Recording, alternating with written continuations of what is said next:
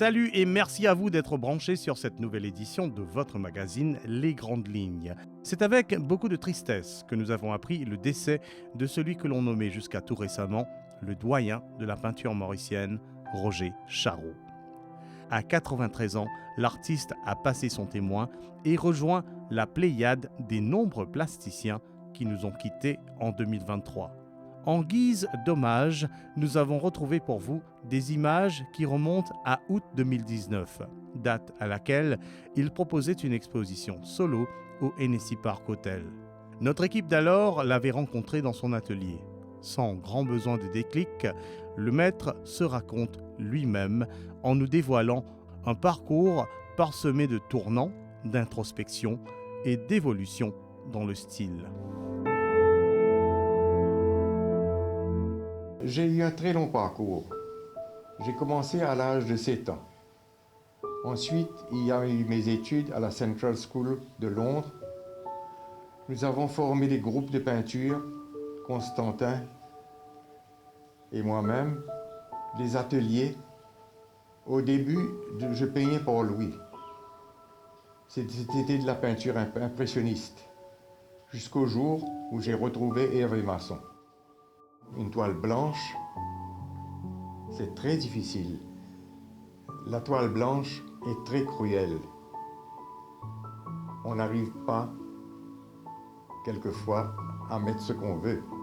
Et c'est là que l'idée va venir me dire, si je veux faire une voiture, ou un bateau, ou un nu, quelquefois le nu peut devenir un bateau. Quelquefois, le bateau peut devenir un nu. Il y a des peintres qui m'ont influencé énormément, comme Richard Diebenkorn, Roger Hilton, Keith Vaughan, des peintres anglais. Mais il y a aussi les jeunes qui m'intéressent beaucoup. J'aime la peinture des jeunes parce que dedans, je me retrouve un peu.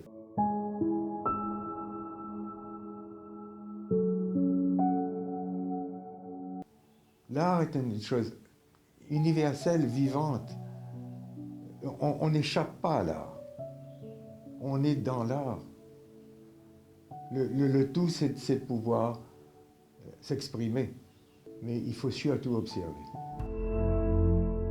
La dernière exposition du maestro, cette année-ci, en 2023, s'intitulait « Audace » et prenait la forme d'une rencontre picturale avec deux jeunes plasticiens, Gaël Froget et Evan Soren, sous la bannière de la transmission. Quelques grandes lignes pour évoquer cette ultime manifestation de son talent immense. J'ai découvert Soen et Gaël Froget. Quand je voyais leur travail, au fur et à mesure qu'ils exposaient, je voyais quelque chose de similaire qui m'inspirait. C'est un grand honneur d'avoir été invité justement à y figurer avec Gaël et que Roger ait senti cet intérêt dans mon travail, qui est une conversation. Et du coup, non, c'est un grand honneur, c'est avec beaucoup d'humilité que je suis là aujourd'hui. Et voilà, j'apprends beaucoup de ce personnage et le partage est très enrichissant. Quand la galerie m'a contacté, j'arrivais pas à y croire. Je me suis dit, mais Roger, il est, on va dire, au sommet de sa carrière, il y a tellement de belles expositions qu'il peut faire, il nous a choisis. Et c'était un honneur, au début on ne comprenait pas, enfin surtout moi. Et après, avec les échanges, etc., on a réalisé grâce à la galerie que c'était assez évident et en même temps, c'était de sa part, c'était une envie qu'il avait de s'entourer de jeunes peintres avec qui il s'entend bien. Quelle est l'importance de la transmission artistique? Qu'est-ce que vous avez reçu et qu'est-ce que vous pensez que vous vous avez à donner en fait? Vous avez connu Malcolm, vous avez connu Constantin, j'imagine. Max Boulet, Voilà. et la Gesse, etc. Alors, justement, cette transmission, parlez-moi de la chaîne. Ma première exposition, je dois dire que je l'ai faite à Curepipe, à l'Hôtel de Ville. Et c'est Robert Edouard qui a ouvert mon exposition. Ça vous fait voir à quelle époque ça vient. Ensuite, il y a eu Max Boulet, il y a eu la Gesse, il y a eu une exposition qu'il y avait Constantin, Hervé Massot et moi-même. C'est avant le départ de Masson pour l'Europe. Cette exposition m'a fait voir qu'on pouvait aller un peu plus loin. Mais je restais toujours dans mon ancienne peinture. La dernière exposition de Masson, ça s'est tenu au Mahatma Gandhi Institute. Et c'est là que j'ai décidé de tout casser, d'aller de l'avant, de faire une peinture différente. Est-ce que vous trouvez qu'il y a des périodes finalement dans votre peinture? Si, il y a des périodes. Par exemple, j'ai étudié la chaise, comment s'asseoir. La chaise, il y a des sitting chairs, occasional chair, waiting chair, public chair. Donc j'ai travaillé sur ce thème-là. Mais mon but, c'est ceci. Nous sommes partis de l'Afrique, nous retournons en Afrique. Le parcours de Roger Charroux a toujours été en constante évolution. Il aura gardé l'œil ouvert sur le monde, sur les changements, et il aura travaillé sans relâche jusqu'à son dernier souffle. Il compte aujourd'hui comme l'un des maîtres incontestés de la peinture mauricienne.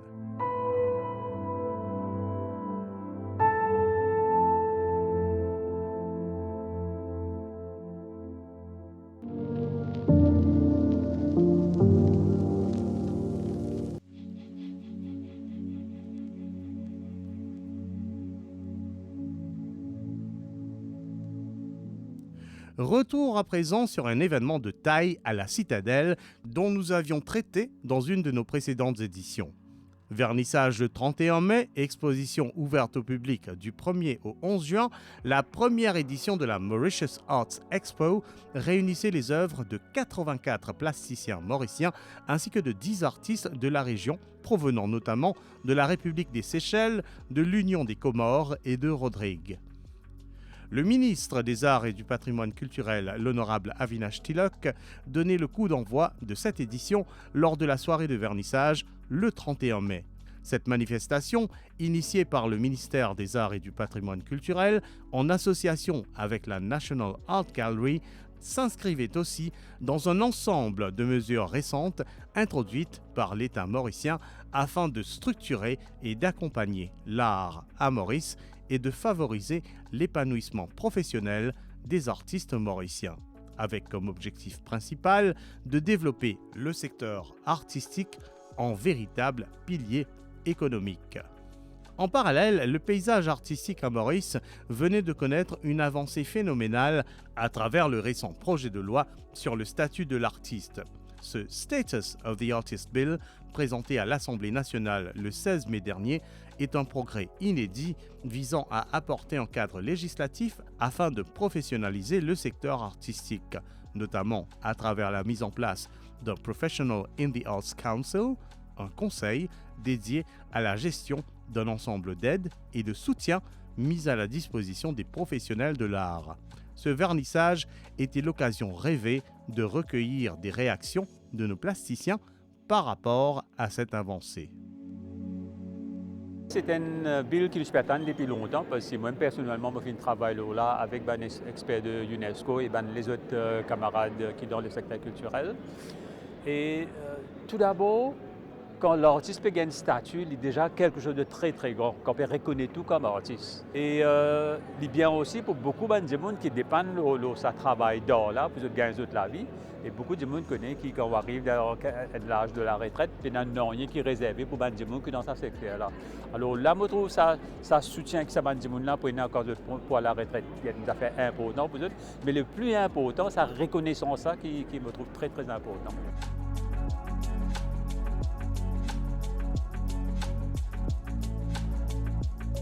Depuis longtemps, nous attendons des affaires comme ça, que un artiste gagne une statue reconnue en tant que professionnel.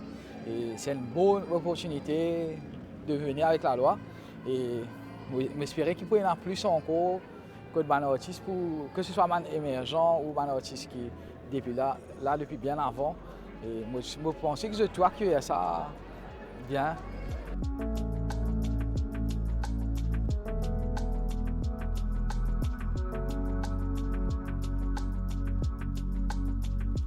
Il y a un encouragement pour un artiste qui partit dans un title, un status, à celle qui peut être retenu. Mais je pense que un artiste qui peut monter, c'est là qu'il a un privilège, même un encouragement pour faire un peu plus mieux.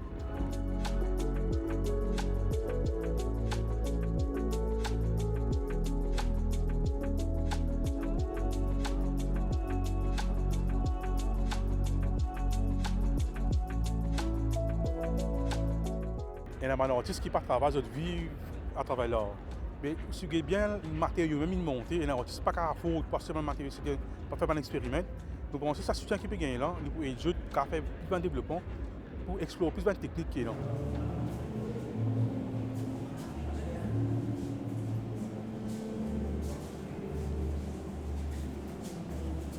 On fait bien professionnaliser le secteur. Un artiste déjà professionnel, mais simplement nous payons une structure. Mais si nous professionnalisons le secteur, que nous prenons une galeriste qui s'occupe de tout ce qui est l'administration de l'art, que l'artiste qui peut servir sur les temps, sur l'énergie pour la création, c'est un peu dans cette direction-là que nous allons aller. Et aussi, un musée d'art est très très important parce qu'un jeune artiste est capable de trouver qui fait faire dans le passé.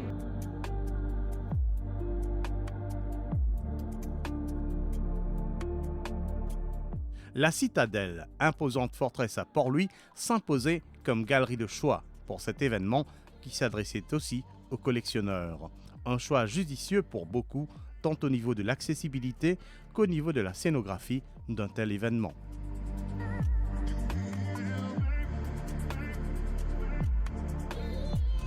Personnellement, je trouvais vraiment intéressant parce qu'il y a pas mal d'exhibitions qui ne trouvaient pas dans la masse qui vient visiter là. Mais par contre, ici, il y a une place qui est bien choisie. Il y a des touristes, même des Mauriciens qui viennent là visiter. En même temps, je veux une autre distraction, gagner le temps pour un artiste, comment je peux expliquer. Pour moi, il y a un avantage, c'est vraiment une place idéale pour une soirée de Citadelle. Je trouve ça un encouragement pour les artistes, que tu réussis de l'opportunité à une plateforme pour nous exprimer nous dans une grande plateforme comme ça. Et en même temps, il n'y a pas de artiste qui est déjà réputé, même de artiste qui est assez développé. Et là, il peut promouvoir l'art, que là, dans le place pétain, il peut monter. C'est très bien réussi, donc tout est bien pensé, comment me dire, une certaine chambre derrière l'expo, par rapport au lieu, par rapport au cadre, tout est bien en harmonie. Autre innovation de cette première édition, la Mauritius Arts Expo faisait la part belle à l'art numérique dans le cadre d'une exposition spéciale dédiée à l'art digital baptisée Spectrum. Pour le commissaire Julien Ratinon, il était important de créer une dimension immersive autour de ces créations.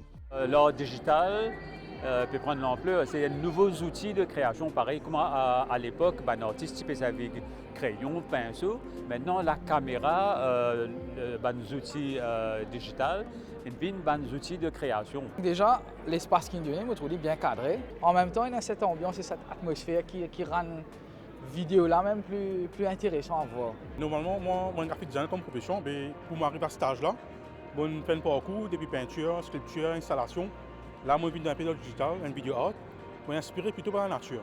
Mon thème, c'est Mystical Flower. Je suis inspiré plutôt par la nature des fleurs, quand il montre la joie et la tristesse, ou même trouve ça espace happiness pour depuis la finition End of Life.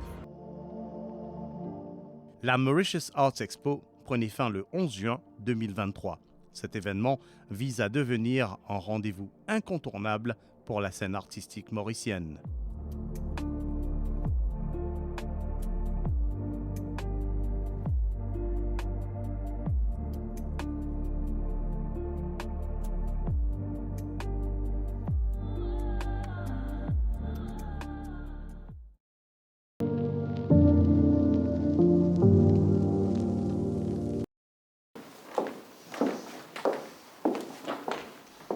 Nous allons terminer cette édition par une invitation au théâtre. Après son succès au cinéma, John Rabot enfile sa casquette de metteur en scène et tente l'aventure théâtrale. Du 6 au 8 juillet 2023, la scène du Codan Art Center accueille l'adaptation de la pièce Le Faiseur de Miracles de Georges-André Decoter. La distribution est constituée de talents que vous connaissez bien, Edine Buguelou, Clémence Soupe, Rachel Despéville et Guillaume Silavant. Pierre-André Boulet, petit-fils de Georges-André Decoter, aura sorti d'un tiroir cette pièce que lui avait léguée son grand-père. Aujourd'hui, à travers sa société Les Productions 3, il compte bien apporter un souffle nouveau au théâtre et aux passionnés des planches. Nous avons recueilli pour vous des images de cette aventure au Codan Art Center, mais aussi lors d'une répétition à Moka en soirée. Les principaux concernés s'expliquent. Si vous me demandez ce que j'attends, eh ben vous serez déçus. Je n'attends rien. En voyant Un tramway nommé Désir, je peux dire que ça a vraiment éveillé beaucoup de choses en moi. Cette envie de continuer, d'explorer encore plus la production de pièces de théâtre. C'est ce qui m'intéresse vraiment, c'est l'arrière du décor. Tout le backstage, d'accompagner une troupe, ça m'a vraiment inspiré et donné envie d'explorer un peu plus ce que mon grand-père avait fait en fait. J'ai retrouvé dans un tiroir chez moi cette pièce qu'il m'avait confiée quand j'avais 20 ans. J'ai relu la pièce Le Faiseur de Miracles et j'ai vu le potentiel de cette pièce et j'ai pensé tout de suite aussi à John. La pièce, pour résumer, c'est un marin qui ne navigue plus, qui a décidé de rester à terre et un soir se faire projeter par une figure mystérieuse qui s'appelle le Faiseur de Miracles et qui lui offre un miracle. Le marin, pour des raisons propres à lui, va refuser le miracle. Sauf que le Faiseur de Miracles n'accepte pas qu'on refuse son miracle parce qu'il veut son miracle quotidien. La pièce déjà va proposer un visuel qu'on ne retrouve pas souvent au théâtre. Déjà, on sera dans un décor extérieur. Si on aime les intrigues, avec des twists, avec du suspense, avec de la poésie, avec voilà, un imaginaire, un visuel qui est lyrique, presque féerique. Parfois, on s'approche un peu plus du gothique, de l'horreur. C'est un mélange déjà, et c'est un cocktail qu'on essaie de proposer. Qui es-tu? Quelle importance de connaître mon nom? Quelle importance pour toi? Quelle différence y aurait-il si tu t'appelais Schmitt ou Kramer, mais tu t'appelles Mercator? J'essaye au maximum d'être proche de mes personnages. Après, c'est vrai que Mercator, lui, comme c'est un marin, il voyage. À chaque fois qu'il faisait le tour du monde, et surtout notamment passer par le Cap Horn, il faut le graver. Soit c'est un tatouage ou c'est un piercing. Et dans le cas, c'est, voilà, vous les voyez, j'en ai deux. Et justement, Mercator a fait 2 fois le tour du monde. C'est un investissement que j'ai fait. J'ai voulu mettre ça dans le personnage et après vivre avec, savoir ce que ça fait. Heureux qui, comme Ulysse, a fait un beau voyage. Ou comme celui-ci, qui a conquis la toison et puis est revenu plein d'usages et de raisons, vivre entre ses parents le reste de son âge. Je crois que c'est beaucoup se laisser diriger, parce que le metteur en scène, John en l'occurrence ici, a une vision du personnage. Il aimerait que le personnage prenne une direction, peut-être ressemble plus à quelque chose, des références que lui peut avoir. Donc il y a eu beaucoup de communication avec John, il y a eu beaucoup d'échanges à propos de ce que le personnage est censé incarner et comment l'incarner. Tu m'as toujours pas dit pourquoi tu es là. Cela ne te suffit pas que je vienne de la nuit. Tout ce qui vient de la nuit a son mystère. Dis-moi quel est le tien. Je suis là parce que tu m'as appelé. J'ai rien fait. Je ne sais pas ce qui m'a poussé vers ce jardin. Toi, ou quelque chose en toi m'a appelé. Je suis venu à toi parce que tu parlais tout haut, comme si tu t'adressais à la nuit. Tes pensées sont celles d'un homme qui aurait perdu sa voix. Aurais-tu perdu ta voix? Parce que le marin se perd en mer, il se tourne vers les étoiles pour retrouver sa route. Mais tu n'es pas en mer. J'ai relu la pièce, j'ai vu les personnages se mettre en place et que j'ai pensé à John pour l'adaptation. Il a eu la liberté de réécrire, d'adapter. Mais ce que je souhaitais avant tout, c'est qu'il garde l'essence. Bonsoir, nommé Casblick. Merci. Je n'avais pas la moindre envie de me plier aux exigences du règlement 42. Ah, ces gens d'autorité. Leur vie se résume à des tas de règlements, un uniforme, des articles 42, un première classe flic. Le personnage de Hilde est un personnage assez coloré qui amène une certaine légèreté par sa poésie, mais qu'on retrouve dans l'ensemble de la pièce, mais aussi par de temps en temps sa fausse nonchalance.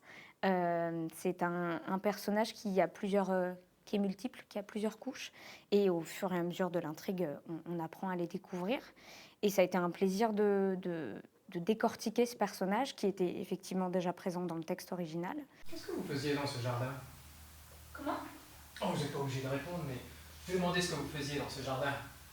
Rien de particulier. Un jardin, on y entre, on en sort, sans but décisif. Je ne cherche jamais de raison à mes actes. C'est gênant parfois. Je joue le rôle de Deirdre. C'est un personnage qui, dans le texte initial, donc dans le texte de Georges-André de Cauterre, ne se matérialisait pas.